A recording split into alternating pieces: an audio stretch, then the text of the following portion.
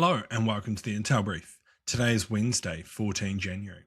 I'm your host Daniel, and today we're going to talk about the US has lauded the freeing of American prisoners in Venezuela. China has recorded a massive 1.2 trillion trade surplus for 2025, and Greenland says it has chosen Denmark over the US. So firstly, multiple Americans who were detained in Venezuela have been released, the Trump administration said late Tuesday, hailing the move by the nation's interim leader. In a statement they put out, they said, "We welcome the release of detained Americans in Venezuela. This is an important step in the right direction by the interim authorities. It is not immediately clear who has been released and which Americans of them have been released." The Associated Press news agency reported that 4 Americans were released as a group on Tuesday, and 1 was quietly released on Monday, citing an unnamed source. So what?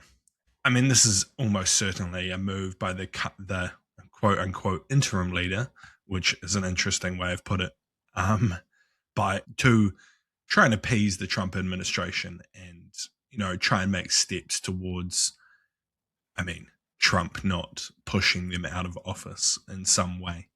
How he will do that is currently unlikely, but it seems likely that he will look to replace the current government with, his chosen leadership, which is pretty crazy and pretty just like so overtly I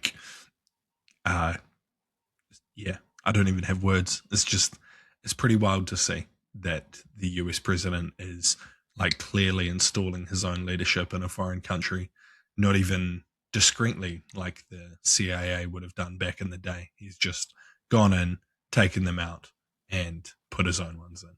So yeah, clearly an appeasing move, but good for those individuals to get away.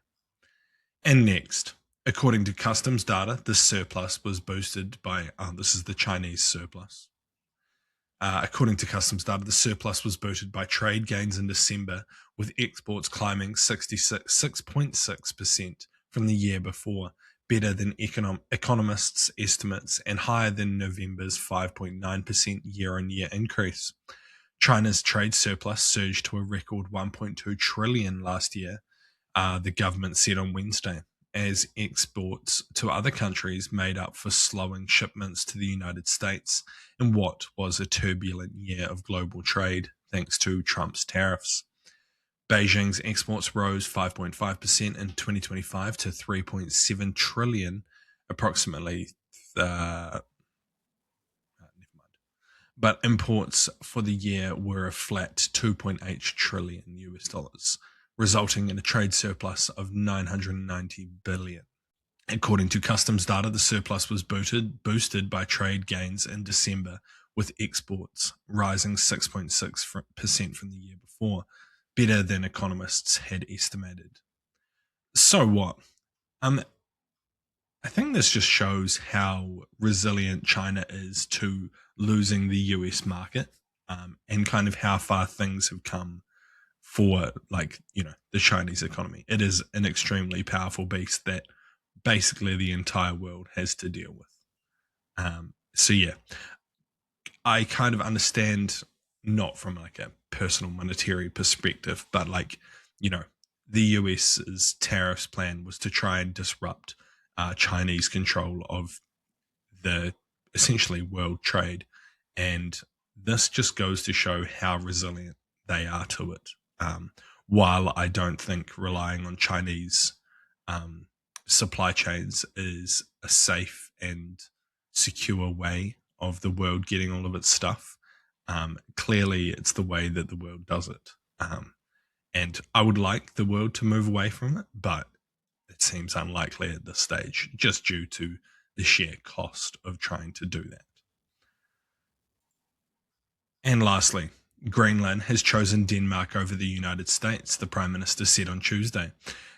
In a statement, he said, "We are now facing a geopolitical crisis, and if we have to choose between the United States and Denmark, here and now, we choose Denmark." He emphatically rejected the idea that Greenland could come under Washington's control. In the statement, he said, "One thing must be clear to everyone. Greenland does not want to be owned by the United States. Greenland does not want to be governed by the United States. Greenland does not want to be part of the United States." US President Donald Trump has been promoting the idea of buying or annexing the semi-autonomous Danish territory for years, and further stoked tensions in recent weeks by saying the United States would take it one way or another. So what? I mean, this doesn't really change the situation much. I think it was pretty clear that Greenland wanted to be a part of Denmark anyway. They essentially had a vote on it and they chose Denmark. So, yeah, Trump almost certainly won't care. That's not the way Trump does business. But, yeah, I think the most likely outcome of this is further NATO investment into Greenland, which would be positive for the Arctic, and also possibly the possibility of firstly giving more access to rare earth minerals to the United States or like US based companies, but also possibly opening up new US bases in Greenland, especially ones that can house submarines. This would be pretty significant when you look at how the world kind of lays out. But yeah, no real change. Definitely something to keep an eye on. Greenland is, is the top of Europe's agenda right now. Even more so than Ukraine by I don't know what I'm reading online. But yeah. Anyway, that's been your Intel Brief. I've been your host, Daniel, and I'll see you again tomorrow. See you.